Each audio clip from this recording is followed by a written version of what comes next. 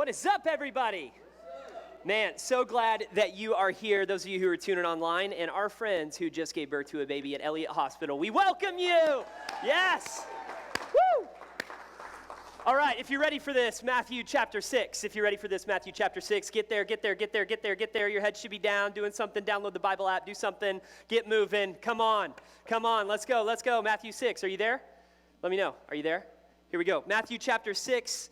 This is a beautiful journey that we've been on. And for those of you who are like, what in the world are we doing right now? Where are we going? I didn't know I was on a journey. I thought I was coming to something. Well, last week, Rhett taught this incredible message, one word. The word is ownership, Psalm 24, where God says, the earth is the Lord's and everything in it.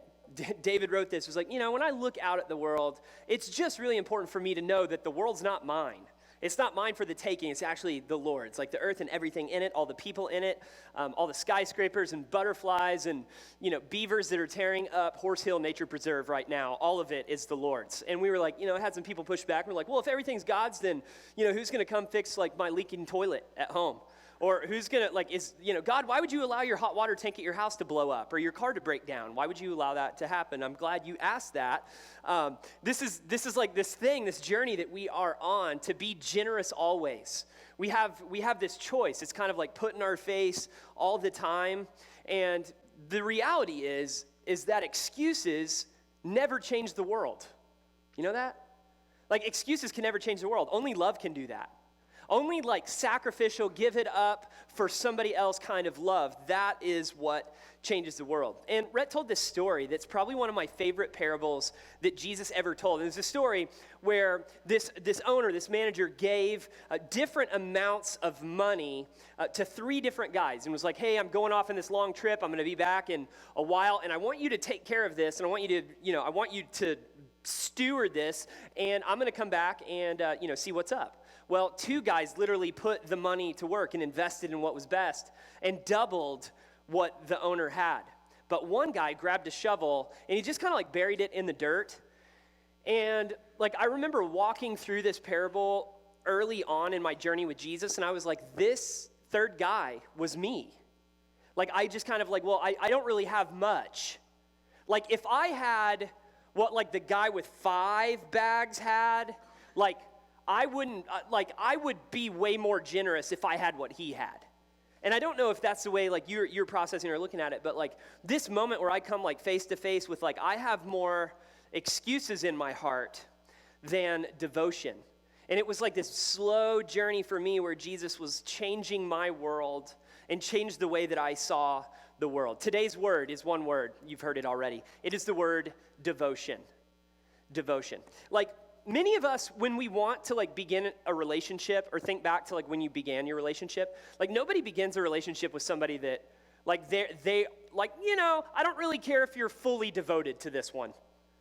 Most of us, like as we approach our wedding days, we weren't expecting, somebody to say, I'm like 72% in with you. None of us at all. Like, come on, is there any doubt whatsoever? And like, let's just be honest about that. Like every one of us are like our greatest hope for other people is that they're all in, right? Like is like wholehearted all the time, even when things get really bad kind of devotion. I am still going to love you. I'm not going to flood you with excuses of why I'm not loving you right now. Like when you're sick, I'm not going to walk away. My love's not going to play hide and seek with you. Like my love is going to be constant. I am wholly devoted to you. And for some of you, this is why you walked away from faith. And for some of you, it's not a problem that you had with Jesus. It's a problem that you have with people who say they love Jesus but aren't wholly devoted to him. This is maybe why some of you can't really connect with your family. Because you look at the way that Jesus looked at the crowds, and this is how he looked at the crowds. Like, I love how his biographers capture this. It's so beautiful. Like, Jesus looked at the crowds, and he looked at them not with condemnation, but with compassion. It was like, man, I look at all these people and I know that all these people know that there is a better way. There is a better way to live every day. And for us, over these last 3 weeks, it's been finding ways to be generous always. So here's what devotion isn't. Devotion isn't just more commotion. Devotion isn't just like I need a vocabulary and I'm going to have a bunch of God talk, but I'm not going to have a lot of evidence. I'm just going to have excuses in my life. Devotion is truly the church in motion as a community. It is the kingdom in play in our world. Devotion's what happens whenever I leave my selfish motives and desires and wants behind for something better. Do you get that? Like, devotion is what happens when we leave like ourself behind. Jesus walks into our story and is like, listen, I know where you're at. I know where you're at in life right now. And here's what I want you to do. I just want you to drop everything, and I want you just to follow me. And when you do that, everything begins to change. The way you see the world, the way that you respond to people, like that really just annoy you or tick you off or disappoint you. Like, how do we discover what we're really devoted to in life? How do you discover? Well, it begins by taking really an honest inventory of how you spend your time, how you leverage your capacity and the talent that God has given you to change the world, and where you've allocated your financial resources to make a difference in the world. Like, devotion is usually pretty obvious to people around you. So if you were to ask, like, hey, what do you think I'm devoted to? Somebody would be like, oh, well, you're devoted to this, this, or this, or this. And so most of you have heard of the little app on smartphones called the Couch to 5K program. Well, many years ago, we downloaded the thing and just kind of like continued to graduate distances. And we went up to like, to the 15K, and then we went to the half marathon, then we went to the full marathon, and then we stopped being friends with some of our friends because like running was kind of consuming our entire life, and we put it on pause for a while. But one of my buddies had, was like, man, we should do something a little bit more challenging.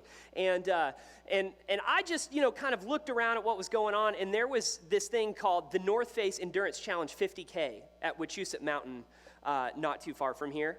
And I just want to tell you, there's no app called Couch to 50K. There's none. Like, I looked for it. You want to develop it, you could probably make tons of money. You should probably do that, all right? But what ended up happening was when we signed up, when we literally cut the checks to run this race, like, I just remember, like, the second the money flew away to this thing, I became, like, way more interested. Have you ever done this before? You didn't really care about something, and then all of a sudden you put a little bit of money there, and you were like, you were searching every detail. You scoured every website. You clicked on every web page. You read every single letter, like, of, whatever that came in the mail or whatever. And so I was kind of in this place, like, all totally consumed. On my day off, Jess and I usually go on a date once a week, and we're like, where are we going to go on a date? And it was like, well, we're going to extend our donut tour through Massachusetts, and we're going to drive around. And I planned out this tour, this donut tour to trap. Like, I'm totally devoted to finding the best donuts in New England, if you didn't know this already. And so we make this tour, and we go through this place called Rocco's Donuts. It's really great. Give 2 thumbs up. And then all of a sudden, like, just so happened to be near Wachusett Mountain. You ever done that? Yeah, you have. You have. You plan your vacations around the stuff, whatever. So I'm like, hey, we're just going to drive up here, and I'm just going to see what we're getting ourselves into. And the day was like super foggy, cloudy. There was like you could not even see the mountains because it was just like cloudy and foggy.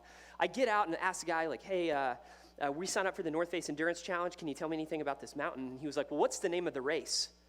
And he was like, and I said, it's the North Face Endurance Challenge. And he was like, it's going to be a challenge. And boy, was he right. But here's what happens. When you are devoted, you do some really strange things that are strange to people that haven't devoted themselves to those things. Like, for example, there are these things that people can get whenever you're running. They're like little goo packets. You rip the top of them off, and it's like literally like 120 calories of nothing but like straight sugar. And you could literally feel like you're, about to die. And then, boom, get one of those packets, and then off you go. You're like Roadrunner being chased by Wile E. Coyote, okay? And so, it's like, normal people sitting in an office wouldn't do this. They wouldn't, rip open this nasty goo stuff that's so nasty. But, desperate times call for desperate measures when you're devoted to something. And we're like, we're just going to do this. We did all this crazy stuff through training. It changed everything.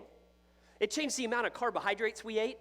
It changed the amount of vegetables we were forced to eat. It even changed our sleep patterns. We were so devoted that we literally started going to bed earlier at night, waking up earlier in the morning. As a matter of fact, we even ran at nighttime with headlamps on. When the sun had went to bed, we were still tearing up miles getting ready for this race. We were fully and wholly devoted. And in a 50K, the first 9 miles, we were like 6,000 feet of elevation gain. When Mark turned around and told me, he said, I never thought we would ever come to a point where we wouldn't be friends anymore. But we've kind of reached that point. And so I don't really know where you are with God in your story and what this really looks like. But here, what I'm here to tell you is God wants to do something really special in you. And it begins with you allowing him space to be in charge. John Wesley, one of my favorite preachers, wrote this. He said, "Do all the good you can, by all the means that you can, in all the ways you can, in all the places you can, at all times that you can, to all the people you can, as long as you ever can." That is devotion. And that should just be the end of the message. Devotion is this visual commitment. It is obvious. It is obvious to everyone around us what is most important. And this is why some of us walked away from faith. This is why some of us said, man, I'm never ever going back. And look where you're at right now. Religion says, like in terms of generosity, religion says, I have to. But a relationship with Jesus says, like, I get to. A relationship with Jesus is like, man, Jesus invited us to follow him, to join him in what he is doing on earth. And there's no greater satisfaction in our soul when we do that very thing. And it all comes back to the place where we start. And it is right here in our hearts where nobody else can see. Jesus' opponents were like trying to pin him up against the wall. And they were like, so what's the most important thing about the law? Everybody says you're the greatest rabbi teacher that the world's ever known. So tell me this, what is the most important thing in the law? And here it is.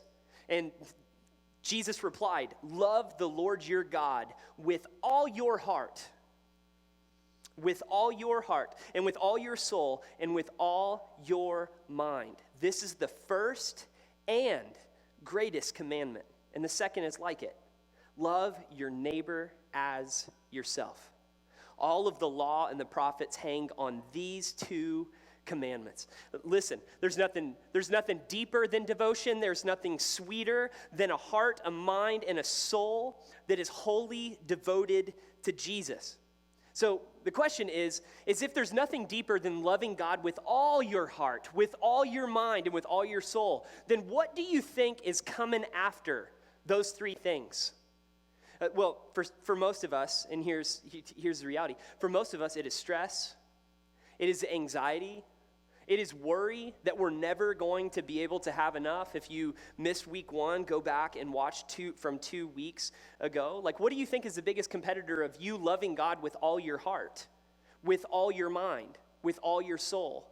Jesus kind of tells us exactly what that looks like. So Matthew chapter 6, beginning in verse 19, Jesus said, don't store up treasures for yourself on earth where moths and rust and vermin destroy, where thieves can break in and steal, but store up for yourselves treasures in heaven where moths and vermin do not destroy, where thieves do not break in and steal. And Jesus says, Matthew 6:21, for wherever your treasure is, that is where your heart will be also.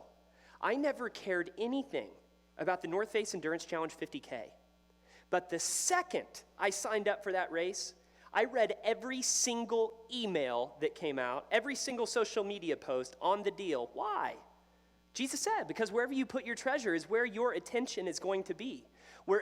This is a deal. He didn't say wherever you put your time, that's where your heart will be. That's not what he said.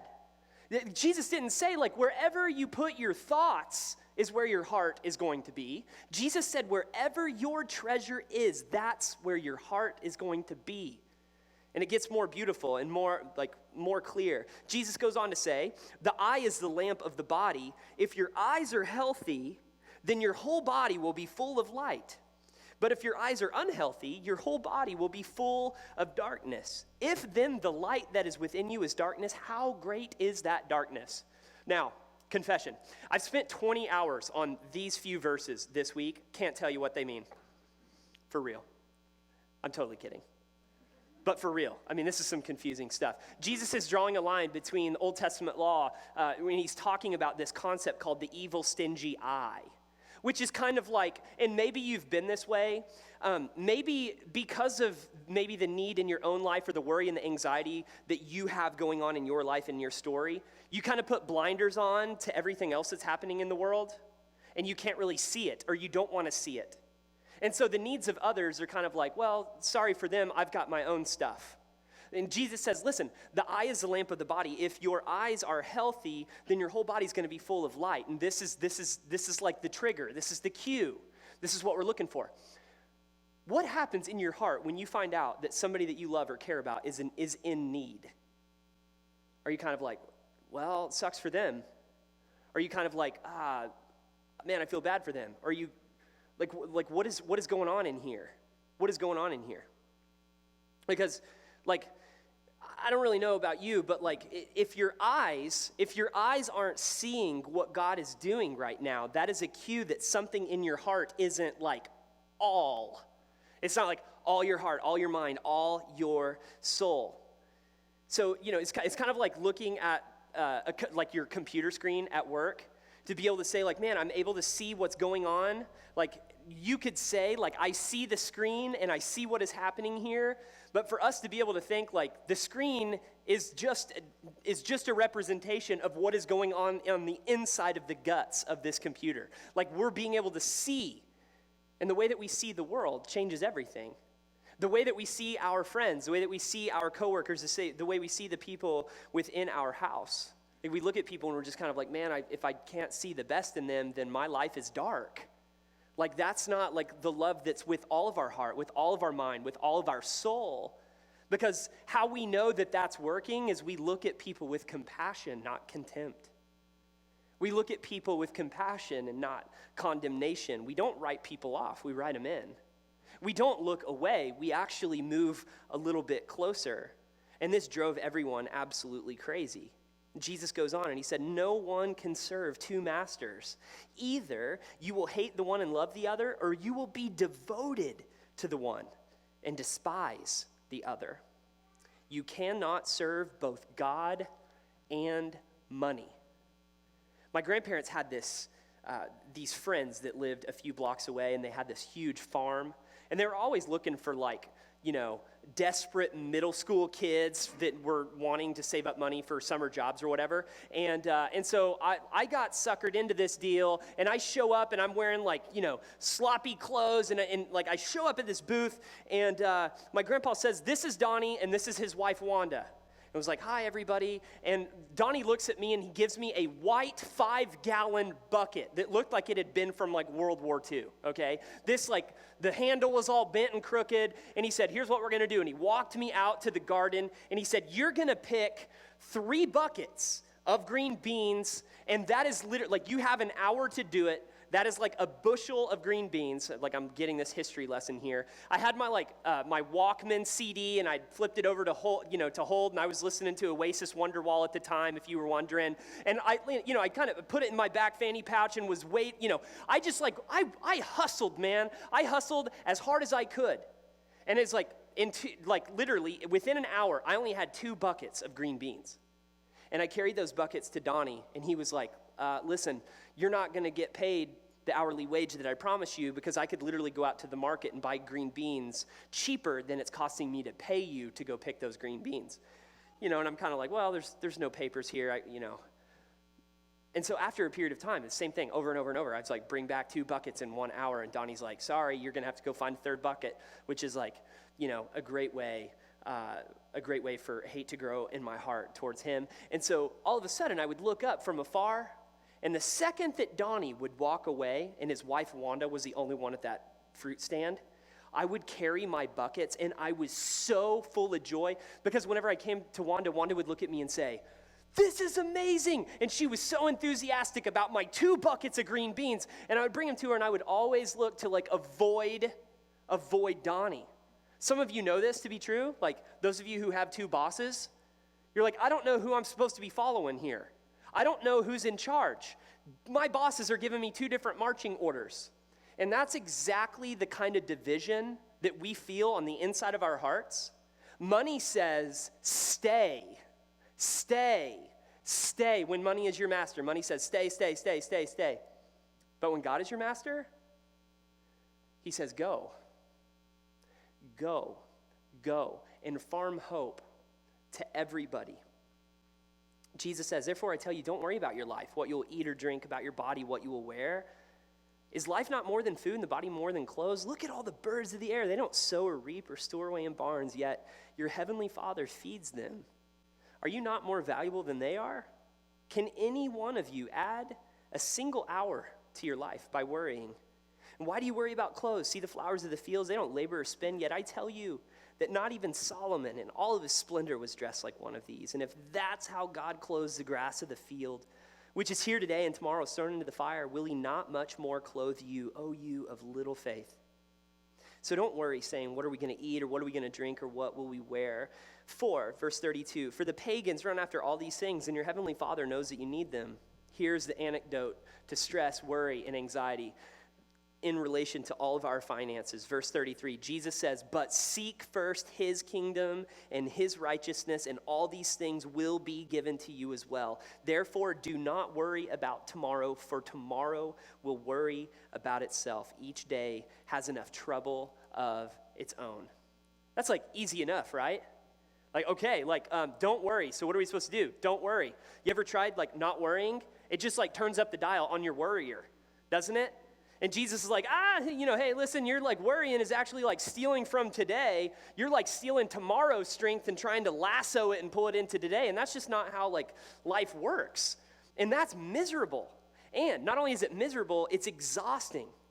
It's exhausting, and it's absolutely devastating to devotion. Later on, Jesus would say, he would show his followers what it looks like to seek the kingdom first, even when life hurts. What would change? What would change if you began to see all of the hurt in your life as opportunity for God to show up and do what only he could do? What would it look like? What would it look like for you to be able to see the world the way that he does? What happens is when you let go of full control of your life and you totally and fully surrender to Jesus, he begins to do things. He begins to change things in your heart. Your mind actually begins to see things differently, and your soul is flooded and overflowing with nothing but pure joy. It was the most stressful time of the year. It was the time of the year when everyone was digging around for their receipts and all of their charitable giving to nonprofits right outside of Jerusalem. And Jesus' opponents cornered him and said, hey, Jesus, you've been talking a lot about seeking the kingdom first. So, do we have to pay taxes to Caesar? Do we have to pay taxes? Do we have to pay taxes? And many of us are I've never met one person on the planet who's I love taxes. Nobody on earth does that. And they looked at Jesus and were hey, Caesar's trying to build his kingdom, and I know you're trying to build yours, so do we have to pay taxes to Caesar anymore? And Jesus, this is the only time in all the Gospels, and this is beautiful, the only time in all the Gospels where Jesus asks for money. And he says, hey, could you hand me that coin? They hand Jesus the coin. And Jesus is holding the coin, and he says, can you tell me whose image is on this coin and whose name is written on this coin? They're Caesar, Caesar, Caesar. He said, okay, well, then give to Caesar what is Caesar's, and give to God what is God's. Which I imagine everybody just stopped and paused and were what? You mean everything is God's? What does that even look like? Everything is God's. And Luke actually captured that they were so astonished by Jesus' answer. They were so astonished that they had nothing left to say. It's I don't know. Wherever your treasure is, that's where your heart is going to be also. For some of us, we're man, the journey is stepping out of this control and living a life fully devoted to Jesus. So in order for us to do that, we've got to figure out what distractions in our lives are competing for our full devotion to Jesus. Maybe for some of us, it's the shakiness of a job. That's not unusual. Do you remember what Jesus said about you? Look at the flowers of the field. He takes care of them. He takes care of the birds of the air. Just take a minute and pause and look up with your eyes. And he says, are you not more valuable than they are? So don't worry about your life worrying what am I going to drink? What am I going to wear? Where am I going to live? Where am I going to work? Don't worry about that. But seek first my kingdom, and everything that you worry about will be provided for you. Maybe another thing that's distracting you is the pursuit of the American dream. And you've been on this pursuit and you've been rushing and all of a sudden you just kind of feel empty and it's not working for you. Why? Because the American dream is not God's dream. God's dream is that every person finds hope, finds meaning, and finds their purpose in a relationship with Jesus. Maybe something that's distracting you from devotion is an opposition in your family. Like you're like, I don't really know how I could be generous always if my family's not with me on this journey. And it's like, man, just invite them on the journey with you. Like invite them to find a way to be generous always, whatever that might look like. And begin asking the question together as a family, what's the most generous thing that we could do? Maybe for some of you, it's your past experiences have hijacked your present. And like a moment of generosity from your past didn't go the way that you wanted it to. And so you're just kind of like, no, I'm just going to kind of hold it back for myself. And here's what we're doing. We're grabbing the shovel again and we're digging the hole and we're saying, God, what you've given me isn't really enough. And I'm just going to kind of like keep it right here. And I'm not going to invest it in what's best in the kingdom. I'm not going to do it. Maybe your past experiences have hijacked you in the present and they're going to steal from you future moments that God wants to use you to bring light to a dark world. Like, devotion looks like a life that is fully dependent on Jesus. Devotion looks like a life where I'm fully trusting and relying upon God. Like there's no way this thing is going to work unless God shows up. Excuses never changed the world. As Jesus was teaching all of this, he looked up and he saw the rich and they were putting their gifts into the temple treasury. And all of a sudden, he saw a poor widow put in 2 small copper coins. And Jesus turned to him and said, truly I tell you, this poor widow has put in more than all the others. All these people gave gifts out of their wealth, but she gave out of her poverty. And she put in all that she had to live on. What does devotion look like, man? Like millions of people have heard this for like several thousands of years. This devotion of this widow came and upstaged. Like, what is the point? What is the purpose? Like where is generosity really coming from? Like I think many of us in our lives, we're like, man, it's so easy to celebrate when things are great. But like, what is your excuse that's holding you back? And if it's kind of like, my guess is that your excuse could probably not even compare with a widow in the first world, in the first century. Like there were no 401ks, there were no like retirement programs or social security benefits in Jerusalem. It was like the most vulnerable, looked over, like avoid them, put up blinders. When I see a widow coming, I'm going to walk away. And so could you imagine sitting in the temple courts with Jesus and he says, listen, look, do you see that lady? Do you see, like, just pay close attention, watch. In the temple courts, there were like drop boxes everywhere, and it was for like an opportunity to be generous for acts of charity around the temple and temple worship. This wasn't like required gifts. These were all optional. And Jesus looked back and he's like, listen, pay close attention. And all of a sudden, this widow comes and walks up and puts 2 coins, which in our economy would have literally been like 4 pennies. And Jesus says, do you see what she's done? Like, we're going to tell the world of what can happen when we live a story, when we live lives that are generous always. You see, like, I don't know what your excuses are, and I don't know what's holding you back from a life of generosity, but the very first step is total surrender. Jesus is not looking for part-time followers. He's not looking for like seasonal, I'm going to follow you in my life when things aren't good, and then when things get good, peace out, I don't need you anymore. He's looking for forever, lifetime, fully devoted and committed followers of Jesus. This week, the story of the widow just kind of like wrecked me. Because, like what on earth gets in somebody's mind when whenever you love God with all your heart and your soul and your mind, you just kind of like forget that there's anything that's impossible. Like you just know that God can do something that nobody else could do. How could this widow have done it? And I think she had just graduated from Financial Peace University. When many of you think about your life, you're like, man, I just don't know. Like my greatest enemy to live in the life that God planned for me is debt. And I'm carrying around regret. And it might look like a house. It might look like student loans. It might look like a car that you can't afford. And Jesus says, like, man, like, come to me and I'm going to give you rest. I'm going to give you a plan. I'm going to literally give you a new day in a new way, and I'm going to give you opportunities to be generous always. And some of you, if you're just stuck in a space that you can't, like, find your way out, we've got a team of leaders that over the next 9 weeks have committed their lives to helping you find your way out of the mess that you are in right now. And it's called Financial Peace University. It's 9 weeks, and we believe in it so strongly that if you show up to 8 out of 9, like, you actually get a check back, and the course is free for you and your family.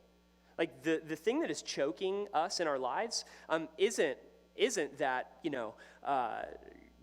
all of this stuff, like, we look at it all, and none of us can even remember what our last fourth purchase was on Amazon. And we're like, man, we don't need more stuff. We need more stories. The band is going to come and close us out. Every single day, our alarm goes off at 6:03, and we pray, God, move me closer to somebody who needs to move closer to you. Mark and I were on the side of Wachusett Mountain, and all of a sudden, we had rounded this corner, and we had about 6 miles left. And we were at this aid station refueling on all these, like, nasty goo packets, and we were trying to, like, catch our breath and just shoving food into our faces as fast as possible, when all of a sudden, this sweet little lady comes running out of the woods, kind of stumbling. And some of the workers walked up and they said, ma'am, you're not going to be able to continue. What she didn't know is she was come to this aid station and she had like a 5-mile loop to get back. Well, she had missed the time cutoff. And I will never forget the moment. I mean, we were like 20-something miles in and we were like wrecked. We were emotional. We were empty in more than one way. And I'll never forget the look on this lady's face, and they were like, we're sorry. You're like, not only is your race done, you're not going to get a medal, you paid all this money, you're not going to be able to finish, but you have to literally run back, like miles back to the end. Like, there's not a van here that's going to like drive you there. Like, you're on a mountain. And I'll never forget, she had this peace about her that I was like, where on earth did that come from? I would have been so raging ticked off. I mean, we've been training for months, paid tons of money to be able to do this. And so, we're like cramming food down our faces, and we take a minute and fill our water bottles, and then off we went. And it was about 30 minutes later, we ascended to the top of this mountain in like the most beautiful view, and there she was. And we came up, and I mean, we were just a blubbering, messy mess. And we were like, we're so sorry. We're so sorry. And she didn't even turn and look at us. She was just looking at this huge, expansive view of the state of Massachusetts, and she liked it. That was a joke. She didn't even turn and face us, and she said, God is so good. And I think I cried all the way to the finish line. I mean, like, we hobbled, and I could not believe it. I just kind of wonder what would happen. I wonder what could happen in your life if you began to love God with all your heart, with all your mind, and with all your strength. Our hearts will only sing one name, and that name is Jesus. At the end of the service today, if you've never began a relationship with Jesus and you're ready to start now, you're ready to pursue baptism, we'll have leaders down front. But right now, would you please stand?